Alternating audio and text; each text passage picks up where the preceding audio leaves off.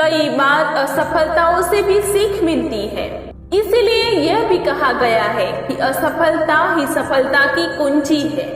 ये कहावत पढ़ी और सुनी तो हर किसी ने होगी, लेकिन जो लोग इसका भाव समझ जाते हैं वही जीवन में कुछ बड़ा कर दिखाते हैं। ऐसे ही एक शख्स की कहानी आज हम आपको बताने जा रहे हैं, जो अपने स्कूल कॉलेज करियर में ना जाने कितनी बार फेल हुआ, लेकिन उसने कभी हार नहीं मानी और बिलियन डॉलर्स की कंपनी खड़ी कर दी। हम बात कर रहे हैं चीन के बिलियनर और अलीबाबा के संस्थापक जैक मा की। जैक मा की कहानी हर उस शख्स को जाननी चाहिए जो अपने जीवन में निराश है या असफल होने के कारण नकारात्मक सोचने लगते हैं। ऐसे में जैक मा की कहानी आपको जरूर प्रेरित करेगी। अलीबाबा ग्रुप के को-फाउंडर और चाइना के सबसे रईस इंसान जैक मा को आज कौन नहीं जानता। पैसों की तंगी के माहौल में जैक मा का बचपन बीता। जिम्मेदारी का बोझ लिए जब जैक मा नौकरी की तलाश में निकले तो किस्मत ने ऐसा पासा पलटा कि आज हर कोई जैक मा से इंस्पायर होता है। एक दो बार नहीं बल्कि 30 बार जैक मा को नौकरी के लिए रिजेक्शन का सामना करना पड़ा, लेकिन हिम्मत इतनी कि जैक मा रुके नहीं और अपना सपना हासिल करने के लिए लगातार कोशिश करते रहे। आज वह वैश्विक व्यापार के दिग्गज कहे जाते हैं, जिन्होंने ई कॉमर्स में क्रांति लाई और लाखों करोड़ों को इंस्पायर किया। जैक मा कहते हैं कि मेरा जन्म एक ऐसे परिवार में हुआ था जो बहुत अमीर नहीं था। पढ़ाई में मैं अच्छा नहीं था। छोटी और बड़ी कक्षा में बार बार फेल हो जाता था। सब यही सोचते थे कि मुझसे कुछ नहीं हो पाएगा, मैं क्या ही कर पाऊंगा। हाई स्कूल पास करने के बाद मैंने यूनिवर्सिटी जाने की कोशिश की, पर पहले साल और फिर दूसरे साल भी मैं फेल हो गया। इसके बाद नौकरी ढूंढने लगा, मगर ढेर सारे एप्लीकेशन देने के बाद भी नौकरी ही नहीं मिली। एक बार फिर से यूनिवर्सिटी की परीक्षा दी और इस बार टीचर कॉलेज में दाखिला मिल गया। 4 साल पढ़ाई की, लेकिन शिक्षक बनने का शौक नहीं था, क्योंकि चाइना में कोई भी शिक्षक नहीं बनना चाहता था। तो सोचा कोई और काम ढूंढ लूंगा। शुरुआती दिनों में मैंने 30 से ज्यादा नौकरियों के लिए आवेदन किया, पर सब रिजेक्ट हो गई। एक बार KFC में नौकरी के लिए गया। 24 लोग थे, 23 को रख लिया, सिर्फ मुझे ही नहीं रखा। दोस्तों के साथ पुलिस की नौकरी भी ट्राई की, मगर मुझे छोड़कर सबको चुन लिया गया। फिर से यहाँ पर यही हुआ। चचेरे भाई के साथ होटल की सर्विस का काम भी मिला, लेकिन सिर्फ मेरे लिए ही जगह नहीं थी। तो माँ ने पूछा, बेटा कुछ मिला क्या?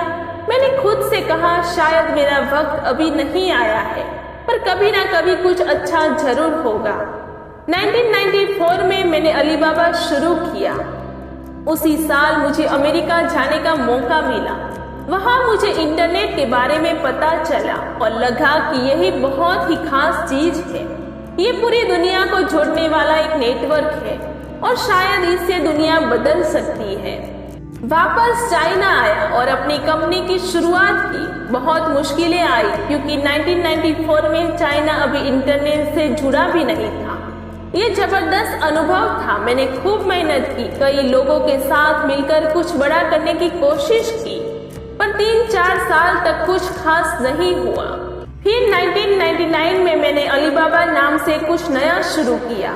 मैंने अपने 18 दोस्तों को कहा कि ज्यादातर मेरे छात्र के थे।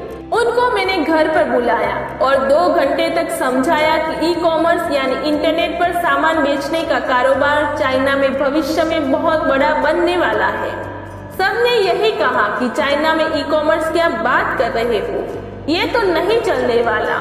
बस उस वक्त ना तो पैसे का लेन देन का सही सिस्टम था, ना ही सामान पहुंचाने की व्यवस्था अच्छे से थी। इंटरनेट भी बहुत धीमा था, मोबाइल फोन नहीं थे, पैसा सुरक्षित रखने का कोई अच्छा तरीका भी नहीं था। पर मुझे भरोसा था कि इंटरनेट आने वाले समय में चाइना को पूरी तरह से बदल देगा। मैंने कहा कि अगर हम मेहनत करें तो सफल होने का मौका है। तो मेरे अपार्टमेंट में हम 18 दोस्तों ने फैसला किया कि एक दिन हम एक ऐसी कंपनी बनाएंगे जो दुनिया की टॉप 10 कंपनियों में से एक होगी। पैसा इकट्ठा करना मुश्किल था, पर 19 दिनों में हमने हार नहीं मानी। हमारा मानना था कि हमें छोटे कारोबारियों की मदद के लिए इंटरनेट का इस्तेमाल करना चाहिए। जबकि उस वक्त अमेरिका में ज्यादातर ई कॉमर्स कंपनियां बड़ी बड़ी कंपनियों की मदद कर रही थी, तो हम सोचते थे कि हमें छोटे कारोबारियों का हाथ थामना चाहिए। पर दूसरों का कहना था कि जैक, तुम पागल हो क्या? छोटे कारोबारियों के पास पैसे नहीं है, तुम उन लोगों की मदद कैसे करोगे जिनके पास पैसे ही नहीं है? तो मैंने जवाब दिया कि चलो उनकी पैसे कमाने में मदद करते हैं। जब वह पैसा कमाएंगे तो हम भी कमाएंगे। उस वक्त अमेरिका में सोच ये थी कि ई कॉमर्स लोगों को कम खर्च करने में मदद करना चाहिए। मैंने कहा कि हमें छोटे कारोबारियों को कम खर्च करने में मदद नहीं करनी चाहिए, क्योंकि वह खुद ही जानते हैं कि कैसे खर्च बचाना है, उन्हें पैसा कमाना सिखाना है। इसीलिए हमने ज्यादातर अमेरिकी ई कॉमर्स कंपनियों के उल्टा काम किया, जो बड़ी कंपनियों को कम खर्च करने में मदद करती थी। हमने कहा कि छोटे कारोबारियों की मदद करें, उन्हें पैसा कमाने में मदद करें। पैसा कमाने में उनकी मदद का मतलब उन्हें ऑनलाइन बेचने में मदद करें।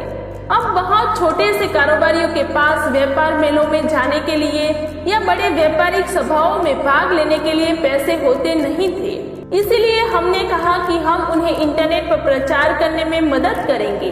19 सालों तक मुश्किलें नहीं, ना ऑनलाइन पेमेंट का सही सिस्टम था, ना सामान पहुंचाने की व्यवस्था, ना कर चुकाने की इतिहास देखने का तरीका। लेकिन 19 सालों के बाद हमने जो हासिल किया उससे बहुत कुछ सीखा जा सकता है। अगर सपना हो तो इसे कभी मत छोड़ो। बहुत लोग सिर्फ सपने की ही बात करते हैं, उन्हें हकीकत बनाने की हिम्मत नहीं जुटाते। युवाओं के पास जबरदस्त आइडिया होते हैं, पर सुबह होते ही वही पुरानी जिंदगी जीते हैं। सपनों को हकीकत बनाना जरूरी है, और ये सोचकर मत बैठो कि कल या अगले साल ही सब कुछ हो जाएगा। हमारे जैसे लोगों के पास ना पैसा था, ना कोई बड़े रिश्तेदार। हम बस अपने भविष्य की तस्वीर पर भरोसा रखते थे। हम मानते थे कि 10 साल बाद ये होगा, और उसी पर एक टीम बनाकर लगातार काम करना शुरू कर दिया। आज अलीबाबा का वैल्यूएशन 214.55 बिलियन डॉलर्स है, और ये मार्केट कैप के हिसाब से 45 की सबसे वैल्यूएबल कंपनी है। जैक मा एक समय दुनिया के सबसे अमीर लोगों में से भी शुमार थे। हालांकि 2019 में उन्होंने अलीबाबा के चेयरमैन पद से रिटायरमेंट ले लिया था। जैक मा कहते हैं कि कभी हार मत मानो, आज कठिन है, कल और भी बदतर होगा, लेकिन परसों धूप खिलेगी। आप कभी नहीं जानते कि आप अपने जीवन में कितना कुछ कर सकते हैं। दोस्तों, वीडियो कैसा लगा कमेंट सेक्शन में जरूर बताइए। वीडियो अच्छा लगा हो तो वीडियो को लाइक करें, शेयर करें और चैनल को सब्सक्राइब करें। Thank you.